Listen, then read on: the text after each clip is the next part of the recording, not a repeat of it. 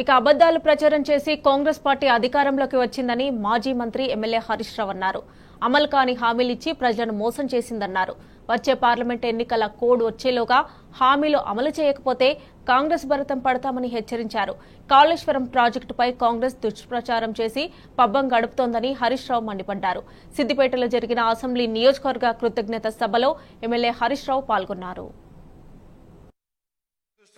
ప్రభుత్వం రాలేదు, అంత మాత్రాన మనం బాధపడాల్సిన అవసరం లేదు. ప్రజలు గొప్పవాళ్ళు, ప్రజల తీర్పును మనం శిరసా వహించాలి.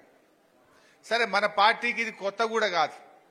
కేసీఆర్ గారు తెలంగాణ ఉద్యమంలో ఎన్నో ఒడిదొడుకులు ఎదుర్కొన్నారు. కొన్నిసార్లు గెలిచాం, కొన్నిసార్లు ఓడిపోయాం. 2009 ఎన్నికల్లో 10 ఎమ్మెల్యే సీట్లు గెలిచినాం. 9లో బాధపడ్డామా? బాధపడలే. అయ్యో 10 వచ్చినాయి, ఇక భవిష్యత్తు లేదు అని ఒకవేళ కేసీఆర్ గారు అనుకోనుంటే ఇవాళ తెలంగాణ రాష్ట్రం వచ్చిండేదా? అంతేగాని దియాల కూడా మనం పెద్ద బాధపడాల్సిన అవసరం లేదు. వాస్తవానికి మనకు రాష్ట్రం మొత్తంలో చూస్తే 1.8% ఓట్లు మాత్రమే తక్కువ వచ్చినాయి. మొత్తం తెలంగాణలో 4 లక్షల ఓట్లు మనకు వచ్చుంటే గవర్నమెంట్ మనది. అంటే మనమేమి ప్రజలు పూర్తిగా తిరస్కరించిన సందర్భంగా దగ్గరికి వచ్చి కొద్ది మెజార్టీతో మనం 1.8%తో ఇవాళ ప్రభుత్వాన్ని కోల్పోయాం. దాదాపు 39 ఎమ్మెల్యేలు గెలిచాం. మనం మంచి అద్భుతమైన విజయాలను కూడా మనం సాధించాం. అయితే ఈ 1.8%తో మిస్ అయినాం కదా, ఇక్కడికేదో అయిపోయిందని మనం బాధపడద్దు. తప్పకుండా భవిష్యత్తు మనకు ఉంటుంది. చరిత్రలో మన దక్షిణ భారతదేశంలో 3ఓసారి ఏ ప్రభుత్వం రాలే. ఈసారి మనం తెచ్చుకుంటామేమో, హ్యాట్రిక్ కొట్టి రికార్డు సృష్టిస్తామో అని అనుకున్నాం. కేరళ కానీ, తమిళనాడు కానీ, ఆంధ్రప్రదేశ్ కానీ, మరి కర్ణాటక కానీ ఎక్కడ కూడా 3ఓసారి వరుసగా ఒక ప్రభుత్వం వచ్చిన సందర్భం మన దక్షిణ భారతదేశంలో లేదు. సో మనం 2 సార్లు అయినా 3ఓసారి కూడా వస్తుంది అనుకున్నాం.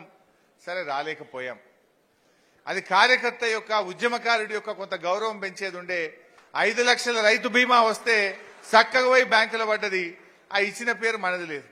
వాడు కాంగ్రెస్ ఉత్త దరఖాస్తుకే పెద్ద వాళ్ళు పదవి లేని కార్యకర్తలు కూడా వచ్చి ఆడ నిలబడు పెద్ద సినిమా చూపిస్తున్నారు. మనం 5 లక్షలు చెక్ ఇస్తే కూడా కనీసం చెప్పుకోలేదు. చక్కగా పోయి బ్యాంకులో పడుడు, ఫోన్లు మోగుడు. రైతు బంధు 16,000 కోట్లు ఏడాదికి ఇస్తే అది కార్యకర్తకు తెలియదు, ఎవరికి తెలియదు. సీదా ఆడ కట్టుకొత్తుడు, ఇక్కడ బ్యాంకులో పడుడు, ఫోన్లు మోగుడు. అంటే మనం చేసింది కూడా కొంత చెప్పుకోలేకపోయినాం. అది కార్యకర్తల ద్వారా జరిగేదే. అదే కార్యకర్తలు రేపు ఓట్లప్పుడు, అన్నా నేను నీకు రైతు బంధు ఇప్పియలేదా, నీకు రైతు బీమా ఇప్పియలేదా, నేను సీఎంఆర్ఎఫ్ ఇప్పియలేదా అని స్వతంత్రంగా మన ప్రభుత్వానికి మేలు చేసేవాళ్ళు. మనం అది చేసుకోలేకపోయినామని కూడా కొంతమంది కార్యకర్తలు చెప్పారు. సరే, మనకేమో కష్టపడి తెచ్చుకున్న తెలంగాణ, పోరాటాలు చేసి తెచ్చుకున్న తెలంగాణ, ప్రజల ఆకాంక్షలు నెరవేర్చాలని తన్లాడి తొందరగా పనుల మీద దృష్టి పెట్టినాం. కొద్దిగా నిజంగా తెలంగాణ రాకముందు కరెంట్ ఏంది, ఇవాళ కరెంట్ ఏంది? తెలంగాణ రాకముందు మంచినీళ్ళేంది, ఇవాళ ఈ రాష్ట్రంలో మంచినీళ్ళేంది? ఆనాడు సాగునీరేంది, ఇవాళ సాగునీరేంది? ఆనాడు పండిన పంటల పరిస్థితి ఏంది, ఇవాళ పండుతున్న పంటల పరిస్థితి ఏంది? ఎన్ని చేసుకున్నాం. కానీ ఏంటంటే అబద్దాలు ప్రచారం చేసింది. ఇలా కాంగ్రెస్ పార్టీ తీరెట్లుందంటే, ఆనాడు ప్రచారంలో అబద్దాలు, నేడు పాలనలో అసహనం. ఎవరన్నా అడిగితే ఏం మాట్లాడుతుంటారు కదా.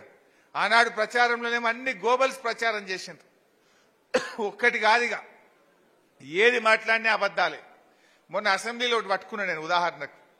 ఏమయ్యా మీరు ప్రగతి భవన్లో 150 బెడ్రూమ్లు ఉన్నాయంటివి, స్విమ్మింగ్ పూల్ ఉందన్నదంటివి, ఎందెందో చెప్పిర్రు కదరా భయ్ ఎలక్షన్లల్లా. ఇప్పుడు బట్టి విక్రమార్క గారు నువ్వే పోయి అందులో ఉంటున్నావు కదా, ఎన్ని ఉన్నాయో చెప్పవయ్యా ఇప్పుడు అని అడిగిన. నవ్వుతురు తప్ప లేచి మాట్లాడతలేరు. అంటే అబద్దాలు చెప్పినామని వాళ్ళకి అర్థమైపోయింది.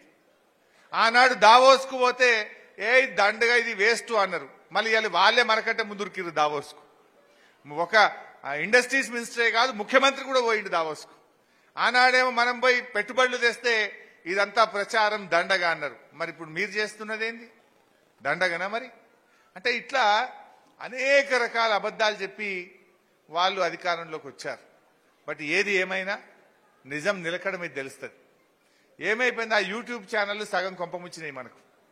ఆ ఊర్లలో ఒకటే ఫోన్లు చూసుడు అది నిజమేందో అబద్ధమేందో కానీ దాని ప్రభావం కొంత వడిపాడైంది. కానీ అబద్ధాలు మాత్రం ప్రచారంలో దూసుకుపోయినాయి. ఇవాళ అర్థమవుతుంది. నిజానికి మనం ఆలోచించండి. ఇదే సిద్దిపేట ప్రాంతం, మనం సిద్దిపేట కార్యకర్తలుగా మాట్లాడుకుందాం.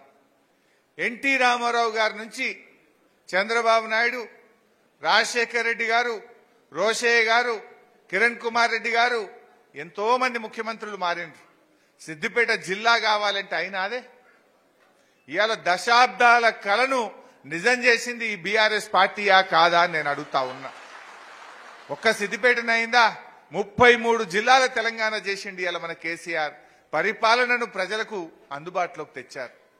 ఆనాడు సంగారెడ్డి పోవాలంటే మబ్బులు 5 గంటలకు లేచి బస్టాండ్ల బస్ ఎక్కితే ఎంప్లాయ్మెంట్ కార్డు తీయాలన్నా, ఏ చిన్న పని కలెక్టర్ని కలవాలంటే 5:30కు 4:30కు లేచిపోవాల్సినటువంటి పరిస్థితి ఉండేది ఆ రోజు. ఇవాళ పాలన దగ్గరగా వచ్చినటువంటి పరిస్థితి.